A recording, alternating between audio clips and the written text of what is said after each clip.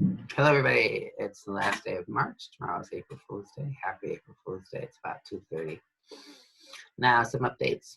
As you may have heard already, schools, by order of the governor, will be closed through April 15th. So we have more of this to get through before this part is over with. Now, to help get through that, this is a stressful time for everybody. Make sure that you are, in addition to social distancing, having a regular routine at home. Anxiety is better when there's a consistent schedule. Having a regular bedtime, regular snap times, regular meal times, trying to get into the habit of having an actual sit-down family dinner, even if it's only 5 or 10 minutes, can be very helpful as well. And a good question to ask is, what went well today? What was your top 5? Now, part of that is having a regular bedtime.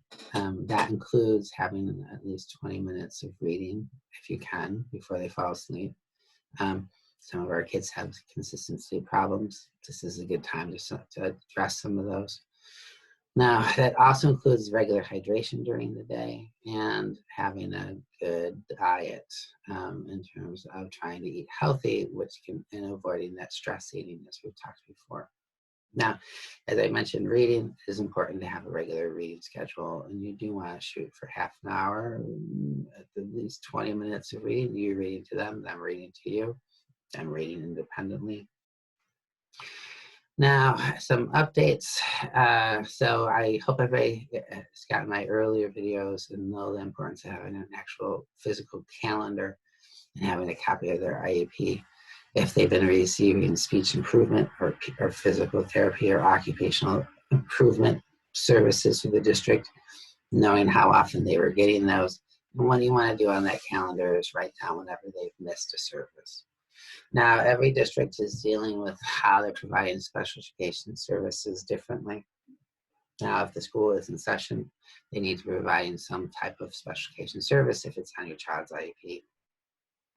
It'd be helpful for me if people can reach out and touch base on the Tomorrow Facebook page. Let me know how that's going. I deal with a bunch of school districts and schools, so having a sense of what different schools or school districts are doing is helpful for me to help other families. So if they're not receiving any type of special education service and it's on their IEP, you also want to keep track of those services as well. Now, the reason is that when school does restart, their district is going to owe some compensatory services to help make the point of that. That's why you're keeping the calendar. But I also want you to go back and dig through some of your old paperwork so you can have the latest progress reports from the beginning of the year until this started, so we can see what kind of progress they were making with the services they were receiving. On an additional note, once schools do restart, there's going to be a lot of CSE meetings that have to be held. So when we have more of a definitive date on when school is going to restart, then certainly start giving us a call early, because we're going to have to try to squeeze in CSE meetings. And the sooner we hear from you, the sooner we can get your CSE meeting on my schedule so I can attend it with you. The other piece to remember is it's difficult right now to get in to see some of your doctors. Many are trying to do this over the phone or online. If you do have, your child is on medications, or if you're on medications, try to see if your prescriber could do a 3-month prescription versus a 1-month prescription. That way you're not going to have to run to the drugstore as often to go pick those things up.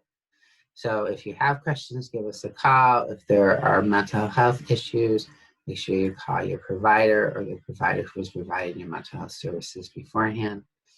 The other day I posted information on a suicide hotline, also information on domestic abuse issues. You can always give us a call or send us an email, and I can touch base with you. We're doing a bunch of these Zoom meetings as a way to be able to do that as well. So keep your heads up. We will get through this. We'll all get through this together. So there is light at the end of the tunnel. All right, everybody, stay safe. Wash your hands regularly. Keep appropriate social distancing. Bye.